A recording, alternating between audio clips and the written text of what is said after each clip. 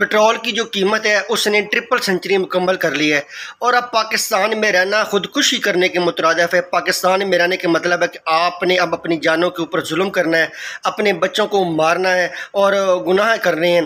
तो इससे बेहतर है, इसके एक हल है कि पाकिस्तान अब भी ठीक हो सकता है कि पूरी कौम जागे और बाशऊर कौम की तरह जो है अपनी आवाज़ उठाए इस महंगाई के ख़िलाफ़ और बढ़ती हुई कीमतों के ख़िलाफ़। और जिन्होंने 75 साल में इस मुल्क को लूटा उसके उनके एहतसाब का मुतालबा करे।